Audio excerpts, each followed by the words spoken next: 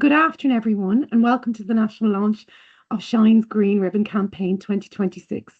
I'm Nicola Byrne, the CEO of Shine, and I'm delighted to be your host today.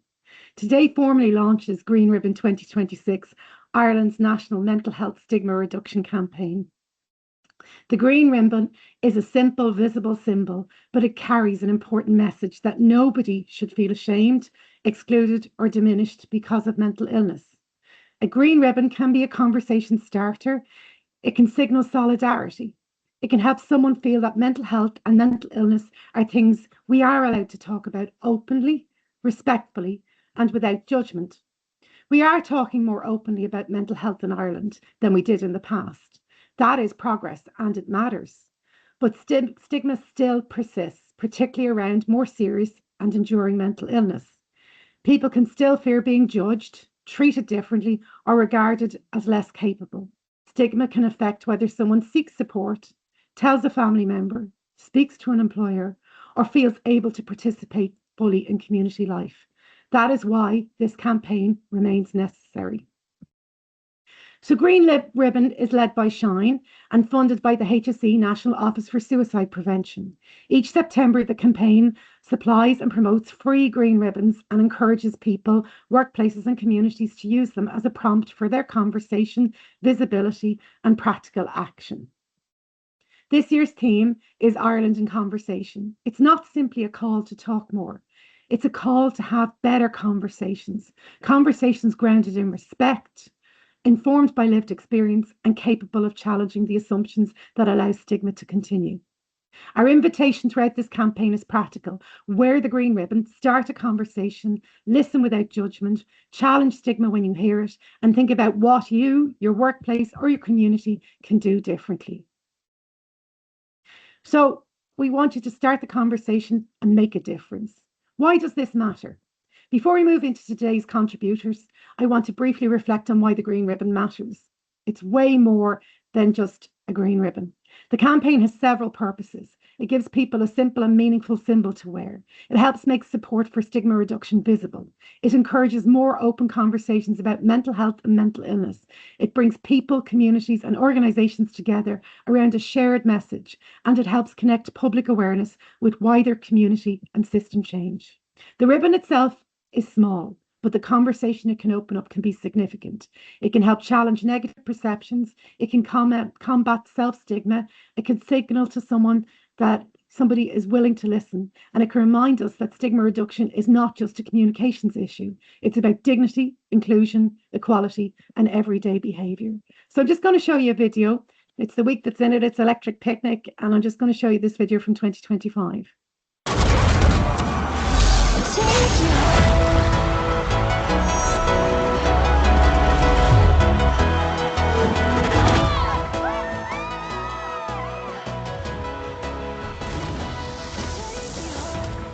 Today at Electric Picnic as part of our Green Ribbon campaign. It's really important that we have conversations about mental health and mental illness, and this year we already know that it's been bigger and better than ever.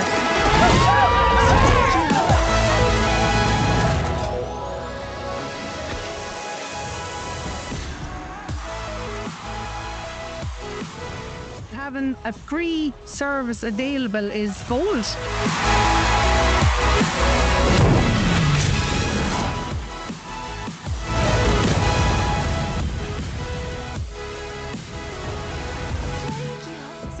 Festival this year and you see us, come over, you can get a green ribbon temporary tattoo, you can get a wristband, you can wear the ribbon, and we have lots of opportunities for people to have the conversation. It's too important not to.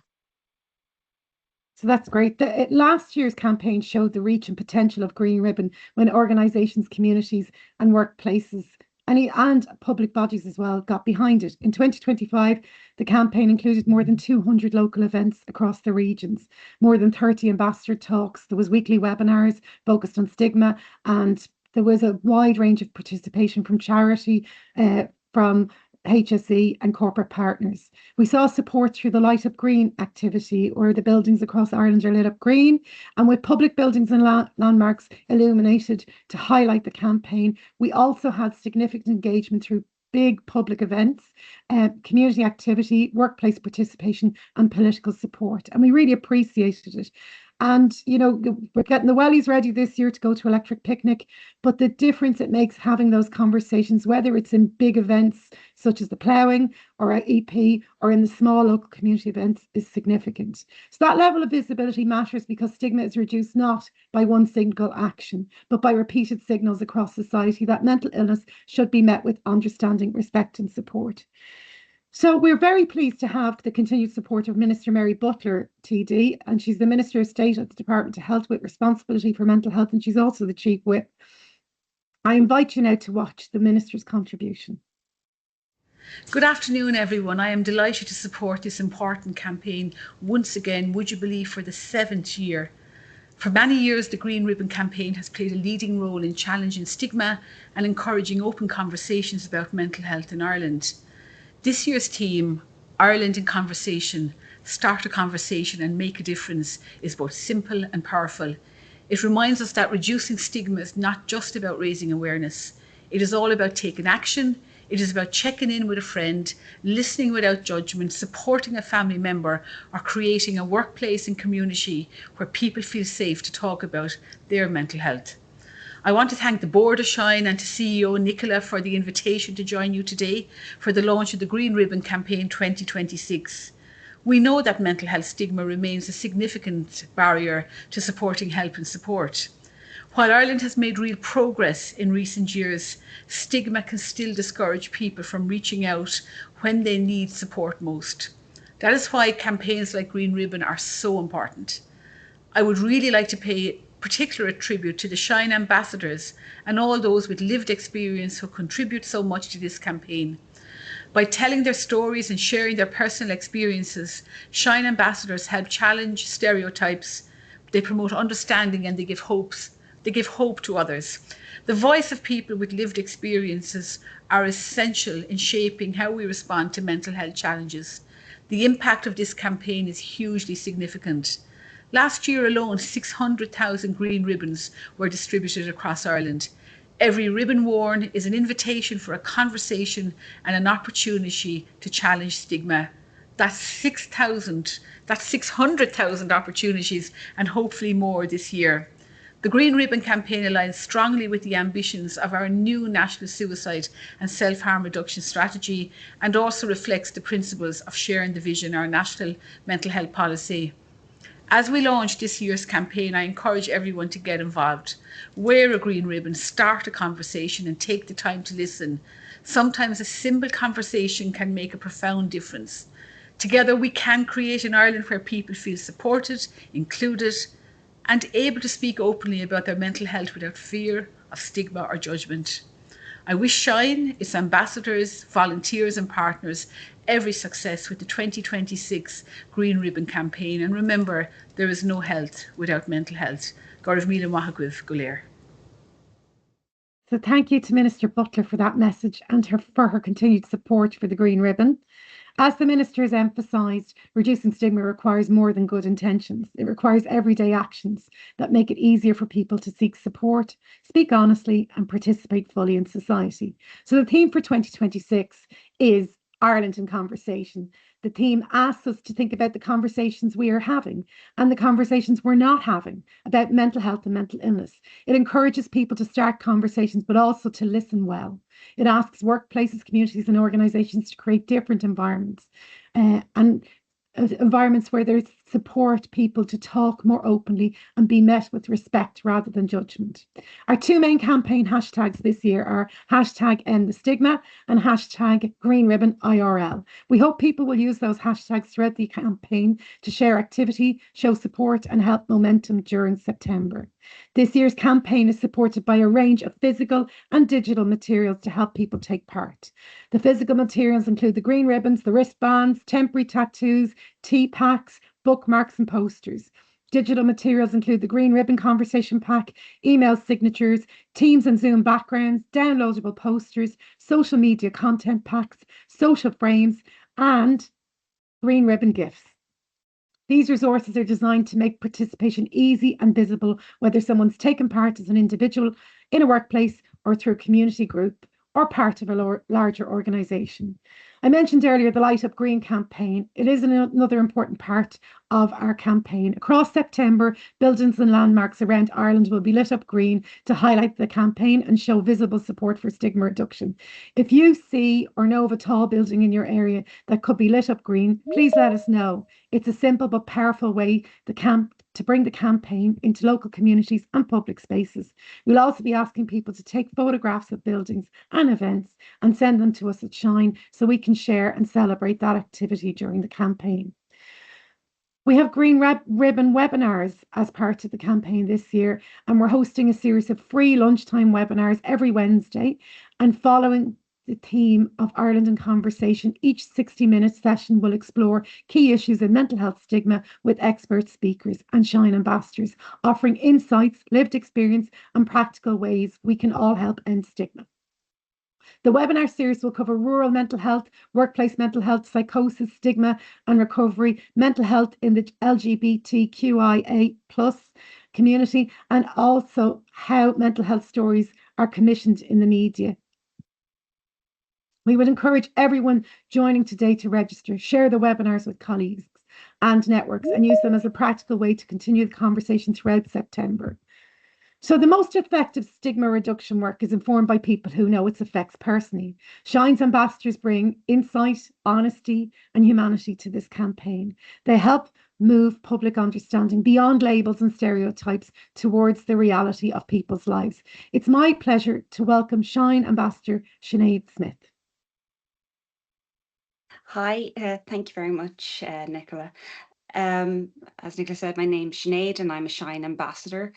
So just to give a tiny bit of background about me, I started out as a secondary school teacher, then I became a primary school teacher, and then I moved on to become a social care worker for adults with intellectual disabilities. And now I create art as art therapy for myself. So I've had a big change in terms of my life. I do have some mental illness issues. I have OCD, and I think a lot of people hear OCD and think they know what it is. So it's obsessive compulsive disorder. And people tend to immediately think of characters they see on TV where they're super neat or they're afraid of germs, that they're very particular. And that's not really what OCD is. OCD is mainly about an over responsibility. So the person usually has an intense fear that either an action or a thought or something they do will in some way negatively affect somebody else or maybe themselves. So a lot of people would see contamination OCD shown a lot in the media, where someone, seems to be cleaning stuff a lot. But that doesn't really explain what's going on behind it. So the cleaning might be the compulsion, but the obsession, the reason why they have to clean could be for any reason. The amount of different types of OCD symptoms are vast. For me, I do have contamination OCD as one of my traits, but it's not an attempt to keep things clean. I see myself as poison. And so if I touch something or someone or even brush off a wall, I have a huge fear that I'll some way infect someone else with my poison and cause harm to them. So it means that I'm hugely aware of everything I do, every movement, every gesture, even facial expressions could cause harm in some way. And all my thoughts are being investigated always. So I can think something and then I investigate that thought, that could that have done something bad or could that have caused harm just by thinking it. So you're policing yourself at all times. One of the more different symptoms I would have is OCD imagery. So I can see maybe kind of disturbing images, I suppose, because it's all based around fear for me. So I might see things like pools of blood on the ground, or I might see bugs or things moving around, or just very disturbing images. But it's really important to note that it's not psychosis and it's not a hallucination. I know they're not there, but all my senses get involved, including smelling these things as well as seeing them or sometimes feeling them on me. And obviously, that can be very upsetting and lead to huge amounts of actions by me to try and fix what I'm seeing or try to make it go away. So you just don't get time to stop or rest, to be honest. But I think the images one is a good one to tell people, because when they think of OCD, they certainly don't think of us having imagery. And I believe they're called eidetic images. So they're very detailed and they're very intense. Um, I sorry, I've always had OCD is for as long as I could ever possibly remember. And I kind of worked through it. As I said, I had many previous jobs that I was quite successful in, but the OCD was always there. But about 12 years ago, the symptoms became far too intense to deal with daily life. I was struggling to leave my house. I was struggling at times to leave my bedroom. So thankfully, I knew I needed to reach out for help. And I reached out to St. Patrick's Mental Health Hospital and was thankfully taken in as an inpatient for the first time 12 years ago. And I know that that's a very scary thought for a lot of people. It was terrifying for me. And I felt so disappointed in myself that I couldn't keep going. I grew up in a very typical Irish family where, you know, you don't talk about mental health or issues. So for the first year while I was getting treatment, I didn't tell my family at all. I didn't tell friends, ex co-workers.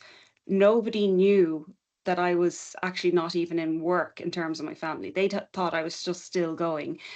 And I was, I found it very hard, obviously, to cover this up. So eventually I did have to start telling my family and people what was actually happening. And it was one of the hardest things I could have done because, as I say, a typical Irish family, we don't talk about emotions and stuff like that. So there was very much the attitude of, why can't I just pull up my socks and get on with it? Why was this so difficult for me? Um, but I did find that if I kept talking about things, if I kept making it part of my normal conversation, that attitude changed. People just started to accept that if I said I'm going into hospital next week, I'm going into hospital. It means I'm just not going to be around to maybe give you a hand with something or do this or do that. But that's taken 12 years. It's taken a long time to get to that point where people are okay, or feels like people are okay with me saying that I'm having trouble now. Um, I'm not under any illusion though that stigma is gone. It certainly hasn't in my case. Where I spoke to an ex-worker, co-worker, and told them I had OCD, and their first reaction was, "Oh, I always knew there was something wrong with you," which wasn't very pleasant. Again, people, with OCD shown on TV are often mocked, or the condition is downplayed, and there's just simply no real understanding. So people don't often understand how offensive, quite honestly, it is if they just think, sure, OCD is the easy one. Sure, at least you don't have this or you don't have that, without understanding that it is a real illness. Um, I encountered something actually unusual recently where I call it kind of a paradoxical positive reaction, in that I was at the dentist, and because of something he was about to do, I had to inform him that I had OCD and that I had an issue with this. And of course, I'm totally apologetic because it's my issue, it's not the dentist, and I'm, trying to explain. And the dental technician started saying, "Oh, you're great. Aren't you so good? Oh, aren't you brilliant?" And literally the last words she had to me as I walked out the door was, "Now you're doing so well." Like I was some little child or something. So even though she was trying to be positive and kind, it really was actually quite demeaning. you know, that, oh, you poor little thing, you have a little problem, sure, but like, I'm doing great. So I found that one quite unusual. One thing I find in Ireland is we tend to say, how are you, as a greeting, and then continue walking. We don't actually stop to find out if the person actually wants to answer that question. And I think becoming an ambassador for me is part of trying to change that we don't just say, how are you, and then move on without actually listening. I want people to hopefully talk to each other, listen to what each other's saying, and gain a better understanding about mental health and mental illness. I want it to be normalized, be part of open conversations. And I really want to educate people, not just about myself and OCD, but also about reaching out for help. And now it's okay to ask for help. And sometimes the first step is incredibly scary, but once you take that first step, things get a lot easier. So that's why I'm here, and that's why I became a Shine ambassador. Thank you. Thank you, Sinead. I really appreciate you sharing your story and actually showing that, you know, the labels and sometimes the understanding of labels can be, it's much more complex than how it can be presented and how you can feel about people's responses to you.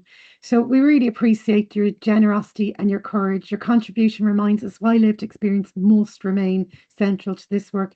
It also reminds us that the responsibility for ending stigma cannot rest with those who experience it. That responsibility belongs to all of us. So thank you very much, Sinead. Thank you. We're also Thank you. we are very pleased to have a video contribution from Anne O'Connor, the CEO of the HSE. The HSE and the National Office for Suicide Prevention are key partners in this campaign, and their continued support helps make the Green Ribbon a national platform for stigma reduction. Good afternoon, everyone. On behalf of the HSE, I'm very pleased to support Shine's Green Ribbon campaign for 2026.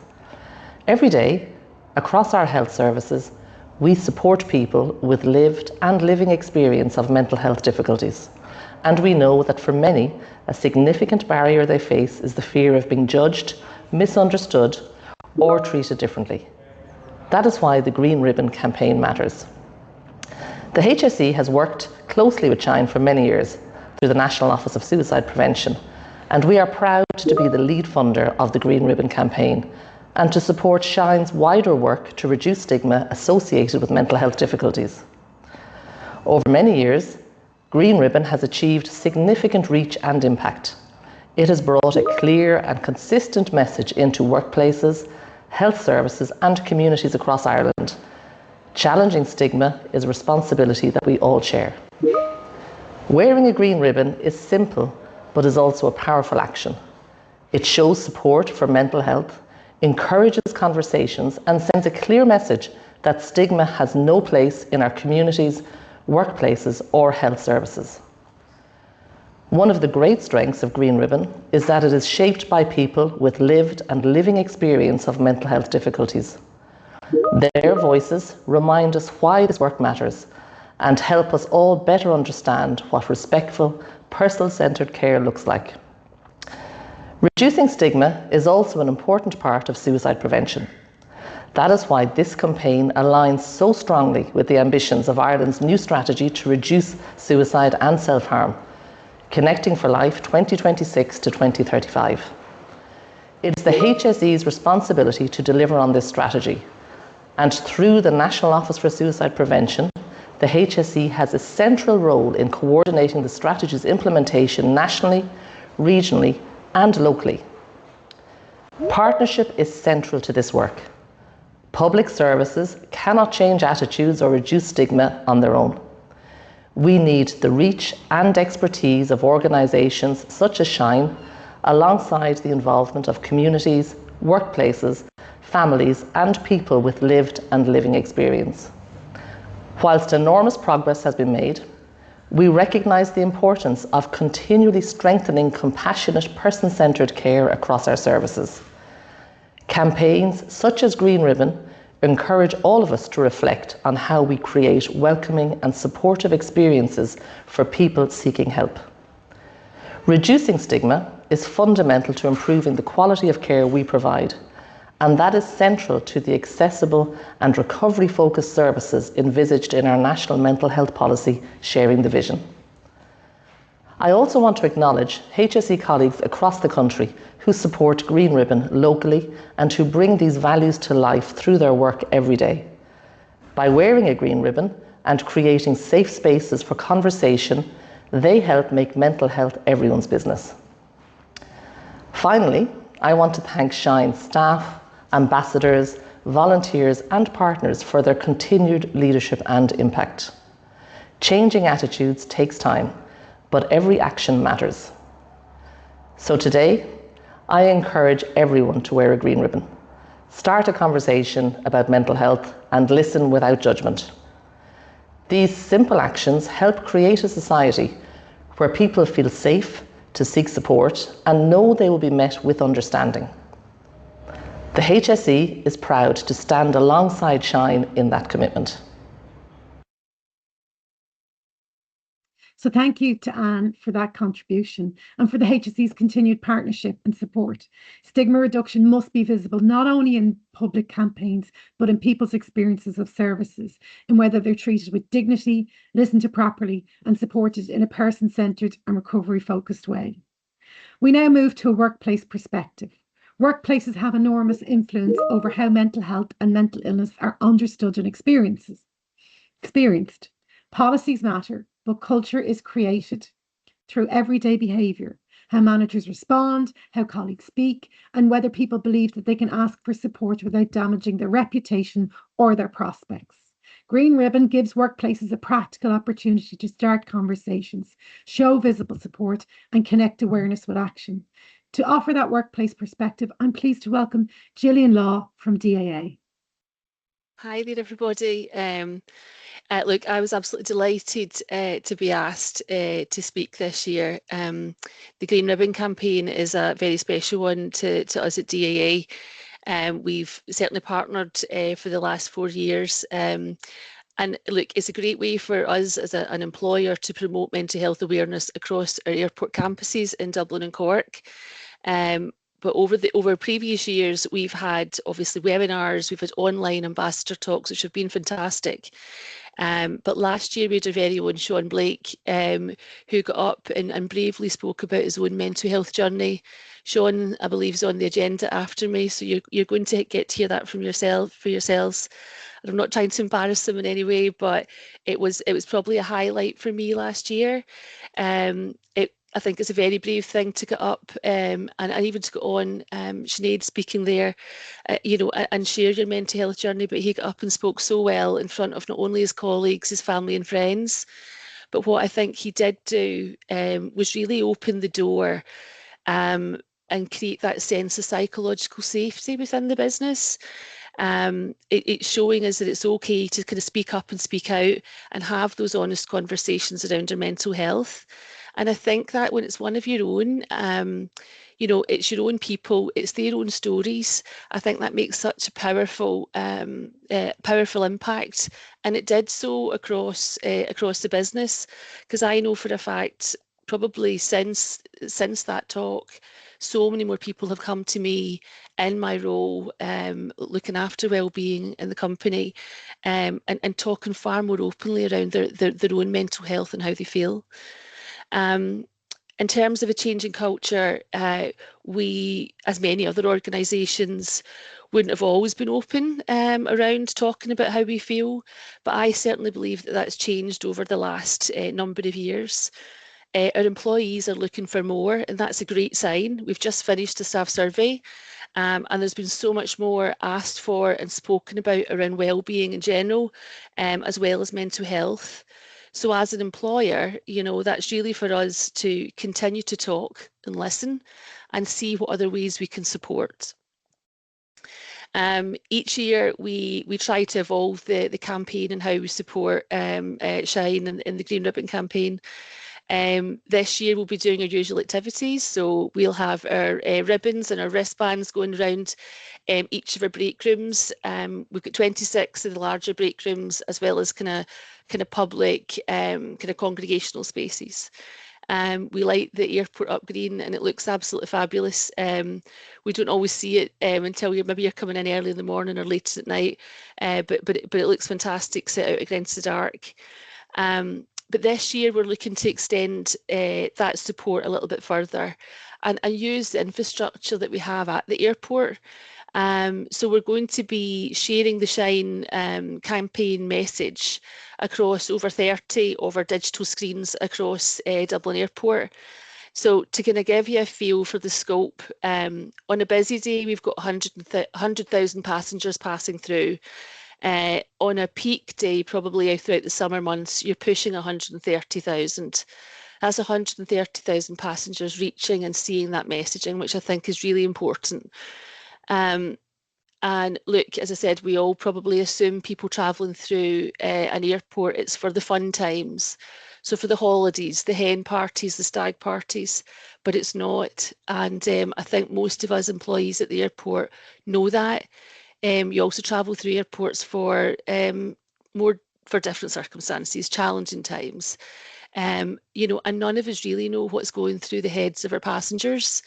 So just to have that messaging there for somebody to look up as they're on their journey, I think it's just going to be great to show not only the support, but they're in a safe place.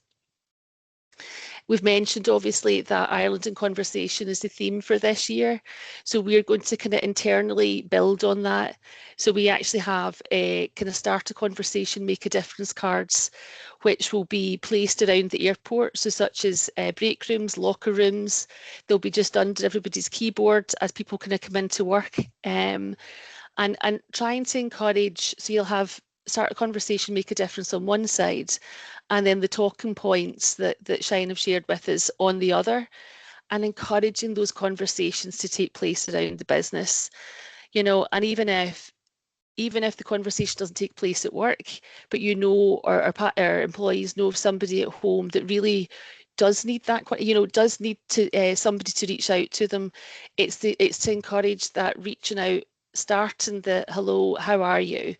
And then we're trying to encourage to pass that on. So to create that chain reaction and make sure that that message is shared. And that's genuinely how you start to kind of change the culture of a company. While I'm talking about this, I do feel it's absolutely right to mention that we have over 150 mental health first aiders across DAA. That's across every discipline, from airport police, fire, security, asset management, and a lot of the different office-based areas, our shared service in Limerick and in Cork Airport. And I can absolutely say, and I'm sure Sean can testament to this, they're absolutely passionate advocates for mental health across the business.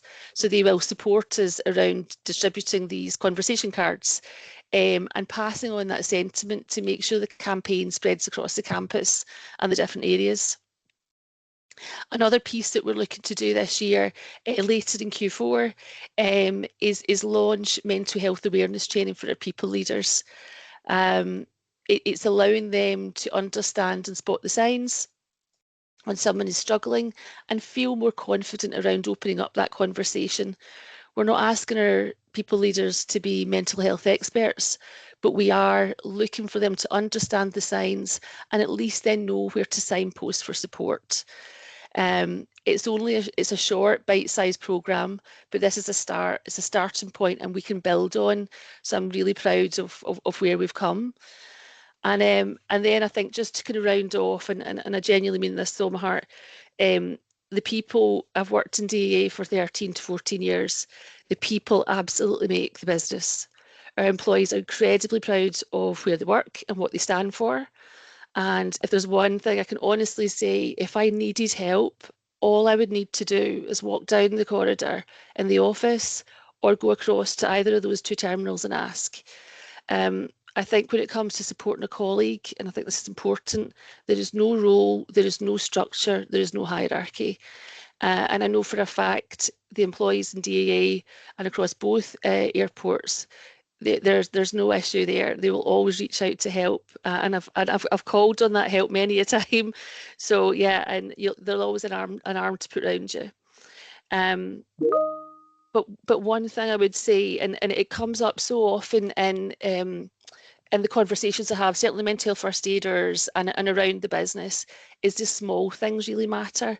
So if there's one thing I would like to take away from the campaign, I'd like everybody to take away, is just, even if you don't reach out or the conversation doesn't happen, it's the small things. So such as listening to someone, opening the door, holding the lift, those little small gestures absolutely make a difference. And if somebody's having a really dark day, it just gives them that little light of hope. So yeah, I'd like people to take that away. Thanks. Thanks so much for that, Gillian. That contribution demonstrates how employers can move beyond awareness and translate their commitments into workplace culture, leadership, and practice. And it's great to see it growing year on year in the way that DAA work with us to make this national campaign have great impact. It also shows how a national campaign can be activated in practical ways by organisations that want to support staff, passengers, customers, and communities. So we thank you very much, Gillian. We now return to the perspective that must remain at the heart of this campaign, and that's that of lived experience. And I want you to please welcome our Shine Ambassador, Sean Blake. Thank you, Sean. Hello, everyone. Thanks for coming to listen to me and listen to everyone else, because it's so important. It's really, really an important thing to me. I suppose I'll just start off with introducing myself. So, yeah, my name is Sean Blake, and I am, I don't know why I always do this. I'm 44 years of age. My age has nothing to do with it. And I am married with four children. I'm originally from Drumcondra in Dublin, but I'm living in Swords in North County Dublin now.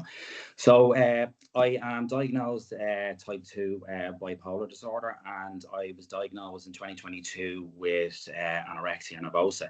So my journey began, though, with my anorexia. It began as a healthy drive, I suppose you would call it, and I started getting into running and exercise, and people would comment and they would say how great it was and how great I was, and then inevitably the weight loss comments come into play. And for someone like me who really had extreme low self-esteem, had a real hate for myself pretty much all my life, for me that was like a validation. It was like I'm good at something for once in my life, and it just kind of drove things even more. So for years I was, my whole life revolved around my eating disorder. So I would, my dietary, my whole diet changed over time. I dropped foods that were perceived to be bad. I listened to the social narrative out there about calories and sugar content and this sort of thing. I had no idea what calories really were or what it looked like if I had X amount of calories, but it was kind of just that thing. So it got to the point where I started taking up running, and I ran a lot. Like, so I'd get up at 5 every morning, I'd run for hours. I would have done marathons and things like that. And the whole time my eating disorder was telling me what I needed to do. So I became completely distracted by it. It affected everything, my home life, pretty much everything. I had gone for medical advice, but it was just put down to me being healthy. So possibly it could have been around the fact that I was male, and eating disorders wouldn't be seen really as a male thing, particularly anorexia. So things just got so bad to the point where I could barely walk upstairs. My memory had gone, and I reached out for help, and it was a therapist that actually kind of noticed everything. And I was lucky. I ended up, I went for an assessment in St. Patrick's Mental Health Services, and I found myself a couple of days later sitting on a bed in a room after being admitted as an inpatient into a specialist eating disorder ward. So massive shock at that time for me. I had to keep up a lot of control. It's kind of fairly strictly controlled environment. So that was my beginning of my recovery journey as I see it. And part of that recovery journey wasn't just food-based things. It was about socialization and things like that. So at the time I think I'd reached out to Shine and became part of their voice platform, and then became an ambassador. And it was such a big thing for me. It was that social connection, and it was also it was meeting people who understood, who I could talk to, because that made a difference. Because like most people I would mention to that I had anorexia, they looked at me a certain way, but when I talked to other people who kind of understood, they didn't necessarily have eating disorders, it could have been different mental illness, they understood, and it just helped you open up, and it grew my confidence as well. So I started using my voice more, and that was a great opportunity. I also got to kind of try and reduce that stigma and get that message out there that, you know, anyone can have an eating disorder, that it doesn't have a certain look, you know. So that was such a massive thing for me, and I think reducing that stigma can help so many people. I was like my family and myself were part of an RT documentary 2 years ago, and after that documentary, someone contacted me who was a male and said to me they didn't know men could get eating disorders, and they actually had an eating disorder themselves, and they after that went and got help, which was amazing. It was so amazing to hear that, because yeah, it's so lonely. It's really lonely when you're there, and you just don't understand what's going on in your head. You think it's just you. So getting that conversation and getting the story out there helps so much. I think we don't talk enough. People are okay with saying I'm going to see my GP, but they won't say I'm going to see my psychiatrist or my psychologist. I mean, I spent a lot of this year with the team in St. Pat's and visiting the psychiatrist for long mood depression related to bipolar illness. So it's funny, because if I say to someone that, oh, I'm going to see my psychiatrist, they'll probably just laugh. So it's really making that conversation, putting that conversation out there, that it's okay to speak about these things. And I think the Green Ribbon campaign is so amazing for that. And yeah, if anyone who knows me, you know, will know that I'm not really I kind of say it how it is now, because most of my life I wouldn't have done that. So yeah, it's just great to be part of the campaign, and it's great to have been asked to come on and speak about my lived experience, because lived experience is really what matters. And myself and Sinead as well, who speaking brilliantly earlier on, we're also part of St. Patrick's Mental Health Services Service User Group. So St. Pat's have embraced that lived experience too, and they have a group of lived experience ex-service users who have input into different various things going on in the hospital. So yeah, so there was probably loads of things I've left out. So that's pretty much me in a short few minutes. So thank you. Thank you so much, Sean. Your contribution reminds us that challenging stigma begins with seeing and respecting the whole person, not reducing anyone to a diagnosis, an assumption, or a difficult period in their life. So at this stage, I want to bring in all three of you that are on the call, and I want to just open out some questions that might be important to ask about, especially about this year's campaign. So if I can start with you, Sinead, and I'm going to put the same question to all three of you. When you hear the theme Ireland in Conversation, what does it mean to you personally or professionally? So Sinead, if you want to go first there, please. I think Ireland is very good at having the banter, and that's what we would normally think of as in conversations, but we don't tend to go more than skin deep a lot of the time. But I think that we're missing an opportunity to really get closer to each other, to help each other in any way we can. And as I said before, when you ask someone, how are you doing, don't just keep walking by, but actually stop and maybe listen for a second. Yeah, thank you for that. Gillian. Yeah, in terms of it's asking somebody how they're doing, but how they're really doing, and it is taking that time to listen and actively listen. And I think certainly where, if I'm kind of giving any advice to anyone around the business, it's give the space, have that respect, it's non-judgment, and give that space. It's very hard in a busy, and I'll look at it from a workplace perspective. in a busy airport environment. So give that conversation the respect it deserves. So to take them out for a coffee or a quieter area, and so that you can sit and actively listen to what that individual's sharing with you, respect what they're sharing and empathise. And as long as you can do that, you're not expected to answer. But if you can signpost and support, and having that understanding that that's what you can do and that will help, I'd say that's probably what I'd contribute there. Yeah. Thanks for that, Gillian. Yeah. And Sean, the same question for you. Yeah, look, it means everything. I mean, without that conversation, there's nothing else going on. And I suppose from the workplace perspective, like obviously, I work for DAA as well. And in terms of me, I was out of work for nearly 2 years, and like the amount of support I got was incredible. And being honest, the amount of support I still get is incredible. And that goes from like HR level down to local management level. It's genuinely like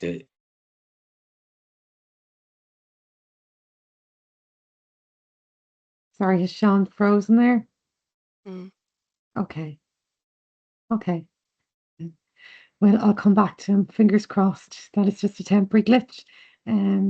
So I'll come back and I'll ask Sinead and Gillian a question while we're waiting on Sean to come back online. And I want to say thank you to everyone for their comments in the chat. It's really, really good to see all that. And I think we need to print them out for Sean, Sinead and Gillian to show the gratitude of people for this conversation. So people are sometimes afraid to start a conversation because they worry about saying the wrong thing. What advice would you give them, Sinead? I suppose it depends on what side you're coming from. Are you coming from the side of being a person having difficulty, or are you a person trying to have a conversation with someone who's having difficulty? I think on both sides, being very open and honest is always the easiest thing to do. I say easy in that there's no kind of misunderstanding. Obviously, it's very difficult to actually do, but I think especially for people who maybe are even in Gillian's position, in that if they're coming to talk to people who are having some difficulties or are struggling at a time, I think it's very important to be very straight with the person and say, I see maybe, you're finding things hard. How is things going for you? And mean it with real empathy. I think you're more likely to get people to be open back with you if you're very straight with them. Yeah. And great to have you back, Sean. So I often say we've two ears and one mouth, and sometimes it's the listening rather than we often feel under pressure to respond. And I know someone asked in the chat about, giving a response. There's a pack. If you go to our website and the link is in the chat, please do look up the pack that gives you, for language that you might be more comfortable using or questions that you feel more comfortable asking. But it is important to listen as well as to speak. Gillian, I come back to you on that question. So what advice would you give to people worrying about saying the wrong thing? Well, in all honesty, I prefer people to say something, and I think it's very easy to go, I don't know what to say, I'm going to walk away. I can spot something's up with them, but I don't know, I don't want to upset or offend. I think it's better that you say something, okay? And don't be scared of a silence, because I think it's natural. I'm Scottish or Irish, but all the rest of it. We tend to feel we have to fill the silence. We don't. Let it process, hold the silence, and they may share more. And as I said, and I know I've made the point before, is that it's that empathetic listening, it's the non-judgment, and just dealing with what they're saying with that level of respect each time. So I'd probably just say, absolutely say something. Even if you're just open that conversation, how are you? And then it's like, how really are you? Just to add that little bit of emphasis, and then somebody knows, okay, it's actually quite safe to speak here. So that'd probably be my bit of advice there for that question. Thank you, Gillian. I'm going to ask all of you three just the same question to finish up your part, and then I'll just talk about the few bits at the end. So we're coming to the end of it. So, in one sentence, what is the message you would most like people to take away from today? And I'll start with Sean this time. In one sentence, I was hoping I wouldn't be first. It's going to have to be, don't be afraid to dig deep. Yeah, thank you, Sean. Gillian, can I ask you that next? Touching on a few things I've said already, but small acts, big difference. Everybody, and I mean absolutely everybody on this call, has the ability to make that change. And Great. believe in yourself to make that change, because you can. Great. Thank you. And Sinead? I think for me, just I suppose to be a bit different than the others, because obviously, I think it would be just don't be afraid to reach out for help. It's okay to need help. Great, great. Thank you very much. And I really appreciate you all of your contributions today and your honesty and your willingness to have these conversations. It will make a big difference. But before we close, I want to highlight some of the wider Green Ribbon activity taking place this year. The campaign includes activity across major public events, community settings, workplaces, partner organisations, higher education, public spaces and online. This includes electric picnic this weekend, a coffee morning, a talk in the GPO, green ribbon meet and greets at the Irish rail stations in Cork, Limerick, Galway and Dublin, the ploughing championships, Freshers Week activities with AMLA and the USI. The weekly September webinar programme, Time to Talk Tea Packs with Barry's Tea, and activity building towards Mental Health Day on the 10th of October. This range of activity is important because stigma is experienced in many settings, at home, at work, in services, in communities and in public life. And the Green Ribbon gives us a shared way to bring conversations into all of those places. There are practical ways for everyone to take part. You can order the green ribbons and the wristbands. You can connect with your Shine contacts. You can organise an event. You can book an ambassador talk. You can share photographs of events. And you can get buildings lit up green by wearing the green ribbon proudly. Most importantly, use the ribbon as a prompt to start a conversation and to listen without judgment. I've just noticed, and we'll go back to it, I skipped a slide there, and it's one I'm really excited about and really proud of. So yesterday, something landed on the side of Liberty Hall. So if we just, have we got a video there that we can play?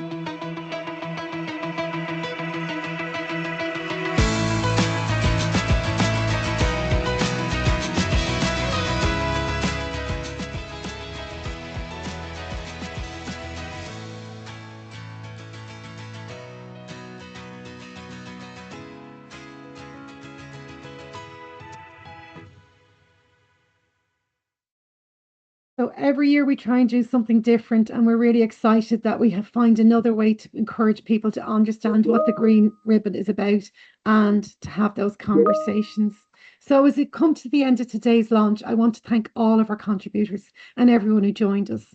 Thank you to Minister Mary Butler and Anne O'Connor for their messages and support, to Sinead Smith and Sean Blake for sharing their perspectives and their lived experience, and to Gillian Law for bringing an important workplace perspective to this discussion. I also want to acknowledge the HSE National Office for Suicide Prevention, whose funding makes this national campaign possible. Together with our campaign partners, community organisations, participating workplaces, Shine staff, ambassadors, volunteers and supporters, Green Ribbon is much more than a symbol that we wear for 1 month. It's an invitation to examine our language, our assumptions and our behaviour. It asks us to listen without judgment, challenge discrimination and help create a society where nobody is made to feel ashamed or diminished because of mental illness. My request to everyone joining us today is simple: wear the green ribbon, but don't let the action end there.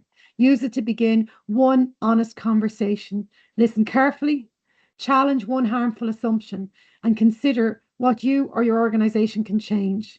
Wear the green ribbon and start the conversation. Make the difference. Thank you.